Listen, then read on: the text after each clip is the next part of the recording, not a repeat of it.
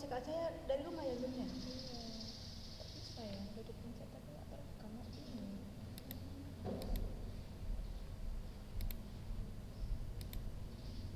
Jadi asik makan jajan lah itu di bawah itu. Allah, jadi panas kebanyakan makan jajan. Fadhol.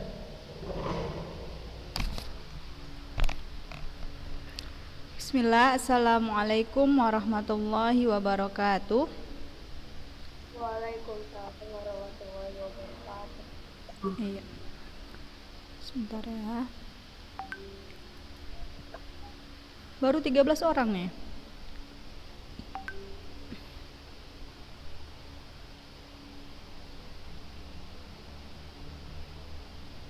Depa katanya telat HP-nya dipakai mamanya. Oh ya. Deva Najla ya. Masya Allah.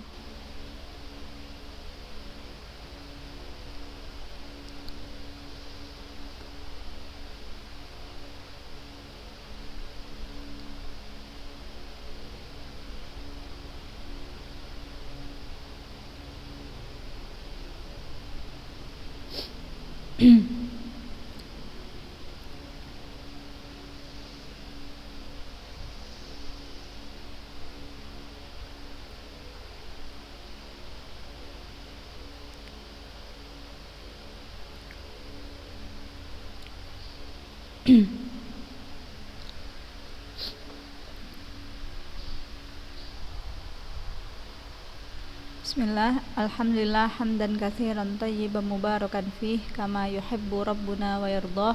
Asyhadu an la ilaha illallah wahdahu la syarikalah wa asyhadu anna Muhammadan abduhu wa rasuluhu la nabiyya ba'da amma ba'du.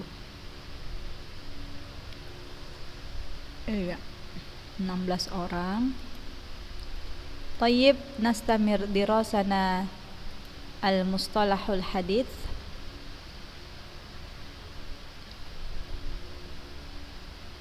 Minggu lalu kita terhenti pada kaifiyatul jam'i bainal mithalaini, ya. Mukhtalaful hadits. Al-muhkam sudah. Saat ini kita sedang membahas al-maqsadus tsani, ya, taqsimul khabaril maqbul bin nisbati lil amali bihi au adamil amali bihi. Khabar makbul ditinjau dari beramal dengan khabar tersebut atau tidak beramal dengan khabar tersebut. Dalam jenis-jenis ini, ya, terbagi beberapa macam. Yang pertama sudah kita bahas al-muhkam. Hadis al-muhkam ini pembahasannya hanya sekilas saja, karena kalau sudah dia muhkam tidak ada perselisihan, tidak ada yang menyelisihi hadis yang semisalnya dengan hadis tersebut, maka selesai. Kita tinggal beramal dengan hadis tersebut, karena aktsarul ahadits min hadan naw. Kebanyakan hadis ya hadis muhkam ini. Mukhtalaful hadits yang kedua. Mukhtalaful hadits ma huwal haditsul maqbul al mu'aradu bimithlih ma'a imkanil jam'i bainahuma, yaitu hadis yang makbul yang diperselisihkan atau yang dipertentangkan dengan hadis yang semisalnya, disertai adanya kemungkinan untuk menggabungkan keduanya atau mengkompromikan keduanya, sehingga apa? Sehingga tidak ada lagi pertentangan di antara kedua hadis tersebut. Dikasih contoh, ya, hadis la adwa wala tiyarah, nggak ada penyakit yang menular. Sementara hadis yang kedua, hadisnya firra minal majdhum, kata Rasulullah. Kedua hadis ini sama-sama sahih, ya. Larilah kamu dari penyakit yang menular. Seolah-olah kedua hadis ini bertentangan. Bukan seolah-olah, ya. Memang benar secara zahir hadis ini bertentangan, tetapi ada kemungkinan untuk digabungkan. Ya, untuk digabungkan. Kalau contoh yang lain di dalam ilmu fikih, ya, jumlah sholat sunnah rawatib, jumlah sholat malam, jumlah sholat qiyamul lail, Hadisnya dua-dua sama-sama dari hadis Aisyah. Hadis yang pertama, Aisyah mengatakan Rasulullah itu sholat malamnya jumlahnya 11 rakaat. Nah, namun di hadis yang lain dikatakan Rasulullah itu jumlah sholatnya 13 rakaat. Nah, hadisnya sama-sama sahih, sama-sama diriwayatkan oleh Aisyah. Secara zahir hadis ini bertentangan, akan tetapi ada kemungkinan dan telah digabungkan oleh para ulama sehingga hadis ini tidak lagi bertentangan, ya. Itu contoh yang lain. Lalu bagaimana cara menggabungkan kedua hadis yang bertentangan ini? Maka al-adwa, penyakit yang menular, adalah manfiyatun wa ghairu tsabitah. Manfiyah, meniadakan penyakit tersebut menular dengan sendirinya tanpa seizin Allah. Ya, kita hapuskan keyakinan bahwasanya menularnya penyakit tersebut bukan dia menular dengan sendirinya tanpa dengan seizin Allah. Dan ghairu tsabitah, dan tidak ditetapkan dia bisa menular sendiri tanpa seizin Allah.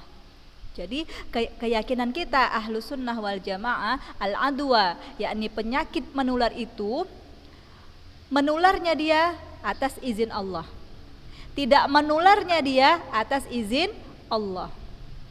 Nah, dalilnya juga ada, la yu'di syai'un syai'an, tidak ada sesuatu itu menular dengan sendirinya. Adapun hadis yang kedua yang diperintahkan kita untuk berlari, yakni min babi syaddid dzara'i, dari dalam hal bentuk kehati-hatian.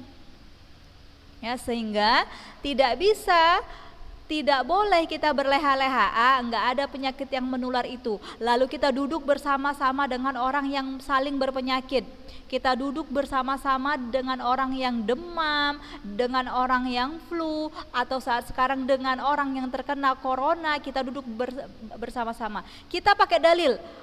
Ada dalilnya. Apa itu? Hadis muttafaq alaih. La adwa, kata Rasulullah, wala tiyara. Enggak ada itu penyakit menular, enggak ada. Lalu dia bergabung dengan orang yang sedang diisolasi karena corona. Nah, ini juga tidak dibenarkan, karena ada perintah Rasulullah juga untuk kehati-hatian. Larilah kalian, berhati-hatilah kalian terhadap orang yang sedang terkena penyakit seperti itu. Nah, itu minggu lalu. Lalu kita masuk ke kotak yang berikutnya, ya, yang warna hijau kalau di layar. Marahilul jam'i bainal ahaditsil maqbulatil muta'aridati. Marahilul jam'i bainal ahaditsil maqbulatil muta'aridati. Tempat-tempat menggabungkan, ya, marahil atau tahapan-tahapan boleh juga. Tahapan-tahapan menggabungkan hadis yang diterima, al-ahaditsil maqbulah, hadis yang diterima yang diperselisihkan. Jadi ada tahapan-tahapan untuk menggabungkan hadis yang dia itu diterima tapi diperselisihkan, seperti itu. Tahapan yang pertama, tempat yang pertama, al-jam'u bainahuma in amkana, menggabungkan keduanya jika memungkinkan. Jika memungkinkan untuk digabung, maka digabung, silahkan. Lalu tahapan yang kedua, fa in lam yumkinil jam'u nasna'ul ati. Jika tidak mungkin digabungkan, nasna'ul ati, maka kita lakukan hal-hal yang berikut. Nasna, kita buat hal-hal berikut. Kalau bisa digabungkan, ya sudah digabungkan. Tapi gimana ceritanya nggak bisa digabungkan? Maka kita buat perkara-perkara berikut.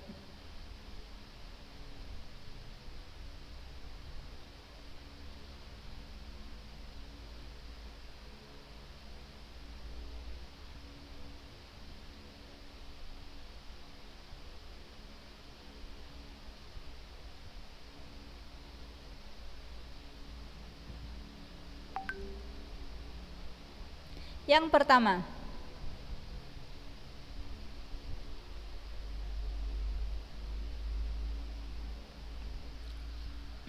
in ulima ahaduhuma nasikhan qaddamnahu wa amilna bihi wa taraknal mansukh. In ulima ahaduhuma nasikhan qaddamnahu wa amilna bihi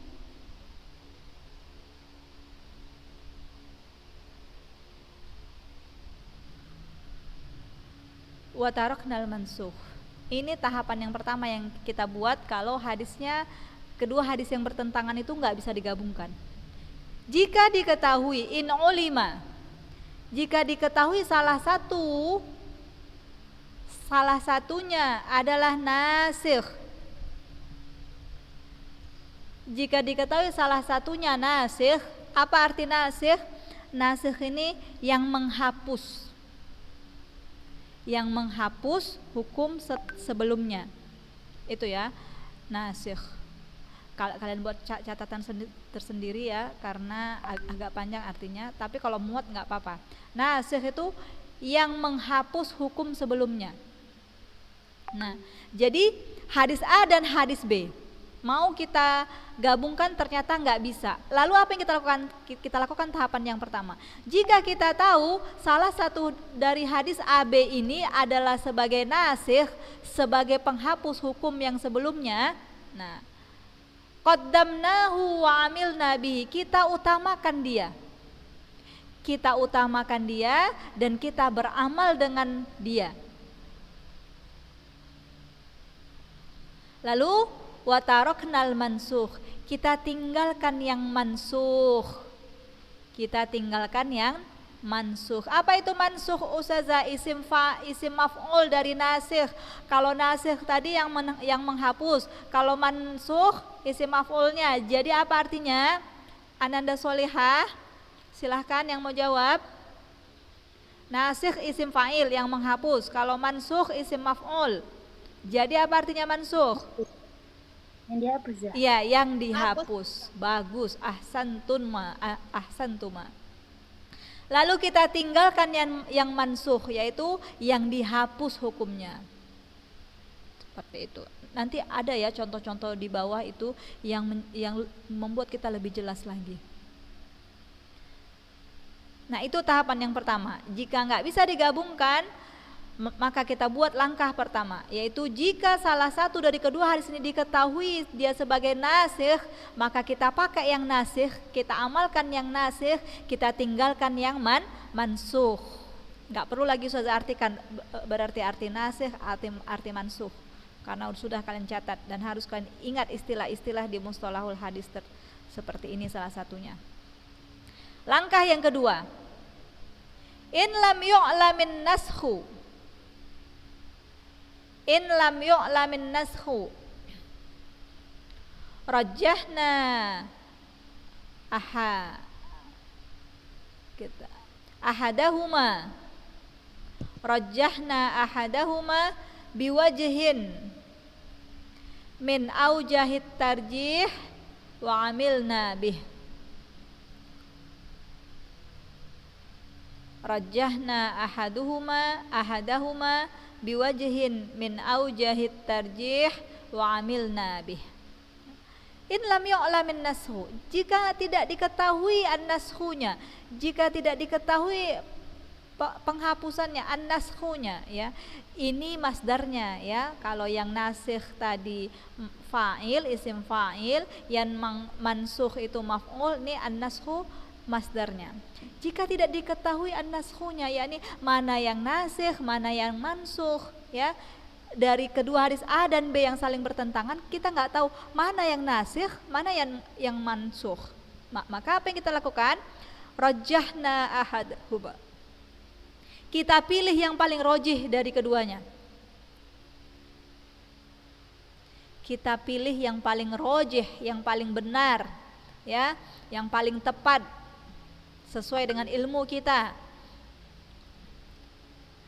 Biwajhin min aujahit tarjih, dengan cara-cara tarjih, ya. Biwajhin min aujahit tarjih, dengan cara-cara mentarjih. Wa amilna bih, dan kita amalkan. Kalau kita seperti kita, mungkin kita belum mampu untuk mentarjih dua hadis yang saling bertentangan. Apakah hadis A yang rojih, apakah hadis B? Nah, ketika kita belum mampu, maka kita boleh taklid atau mengikuti ulama hadis. Menurut Syekh Albani, hadis ini rojih. Nah, misalkan, kita ikuti seperti itu. Lalu langkah yang ketiga, in lam yatarajjah ahaduhuma 'alal akhar, in lam yatarajjah ahaduhuma 'alal akhar, tawaqqafna 'anil amali bihima, anil amali bihima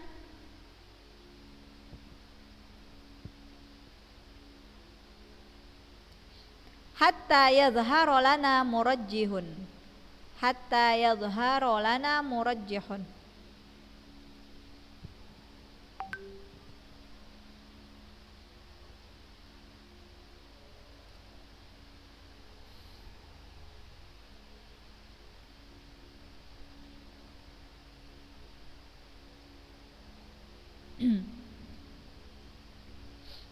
Hatta yadhhara lana murajjihun. Nah, langkah yang terakhir. Tadi yang pertama kalau kita tahu mana yang nasikh. Yang kedua kalau kita nggak tahu. Nah, yang ketiga, jika tidak bisa dirojihkan keduanya. Jika salah satu dari keduanya nggak bisa dirojihkan, ya, ahaduhuma 'alal akhar, salah satu dari keduanya tidak bisa dirojihkan, apa yang kita lakukan?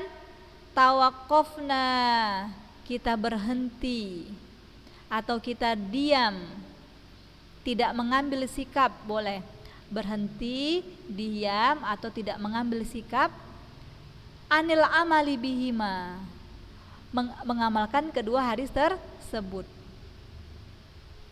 Kita berhenti dari mengamalkan kedua hadis tersebut hatta yazhara lana murajjih, sampai jelas kepada kita mana yang rojih, mana yang ditarjih, mana yang rojih. Nah, Masya Allah ya. Kalau tahu amalkan, kalau enggak bisa tahu, kita belum tahu, maka kita cari tahu. Seperti itu ya kalau pengamalan sehari-hari. Kalau tahu, amalkan yang tahu. Kalau nggak tahu, cari tahu dan cari mana yang paling benar. Kalau nggak bisa kedua-duanya, maka pilihan yang tepat adalah berhenti, berdiam diri dari mengamalkan kedua hadis tersebut. Seperti itu juga ketika kita mendengar berita dari dua orang. Ketika kita mendengar berita dari dua orang yang beritanya itu saling bersimpangan. Dia ada yang A mengatakan anti Haniyah, ada yang mengatakan anti itu telah berbohong. Ini contoh ya Haniyah ya. Ada yang mengatakan kalau anti itu ketika ujian PTS di kelas 10 anti itu full ngope misalkan. Itu kata si A. Lalu kata si B, tahu anti yang mengatakan itu siapa? Yang mengatakan tentang itu adalah teman terdekat anti.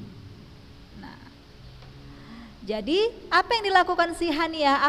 Apakah menerima berita itu mentah-mentah? Tidak. Yang dia laksanakan adalah dia cari dulu antara A dan B. Nah, Mana yang paling alim? Mana yang paling adil? Mana yang paling soleh lah kalau bahasa kita. Seperti itu.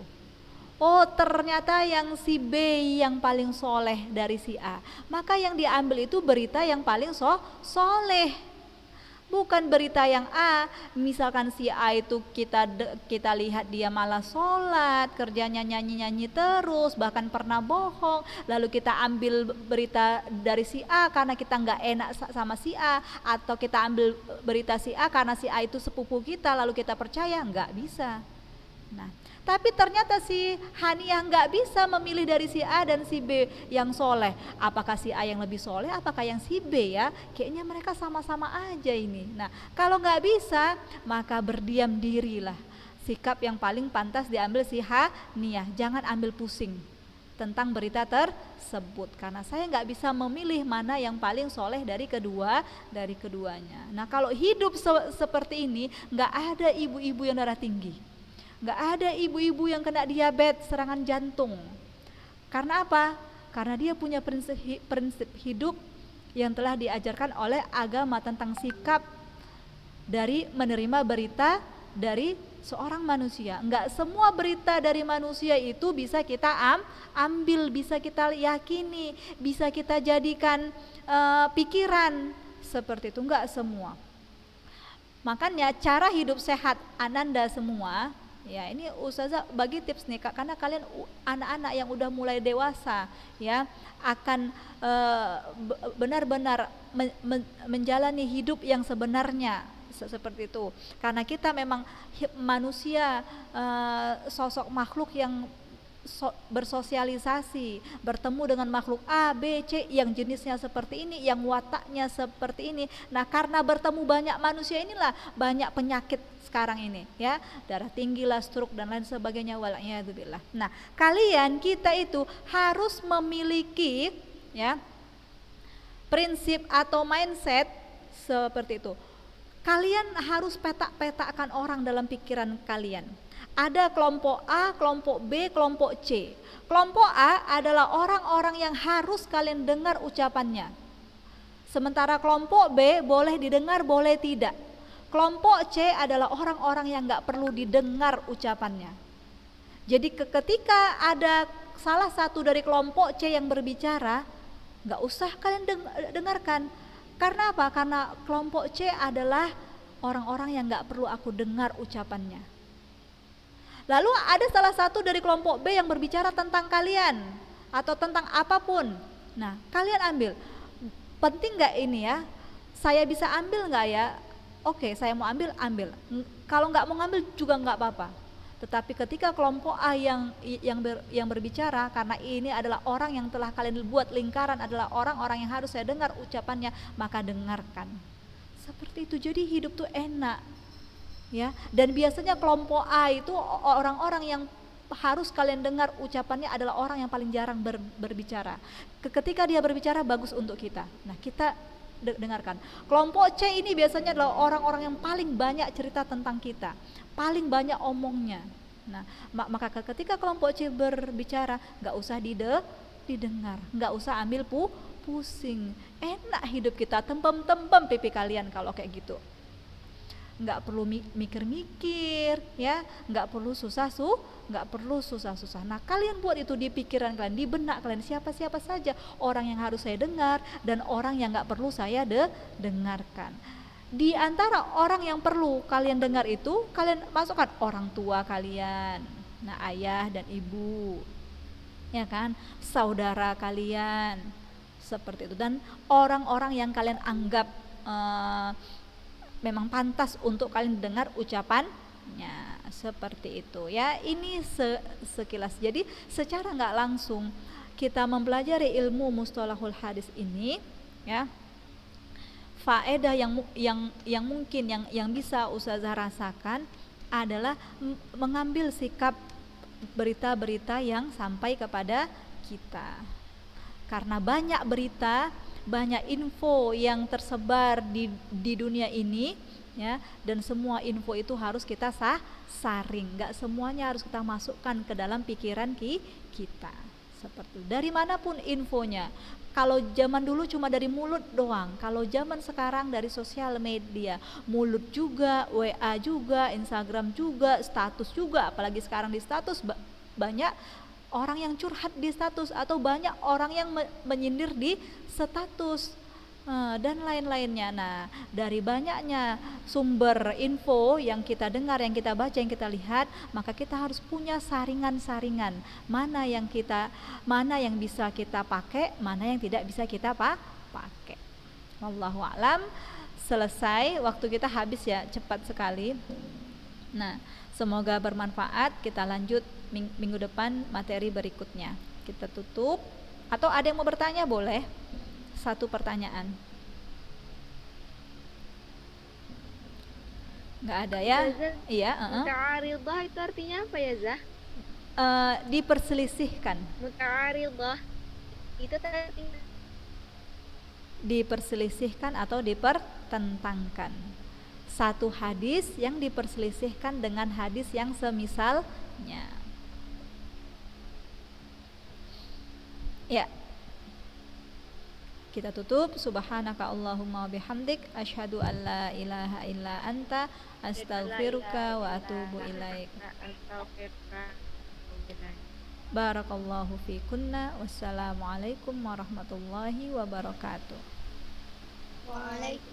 Waalaikumsalam warahmatullahi wabarakatuh.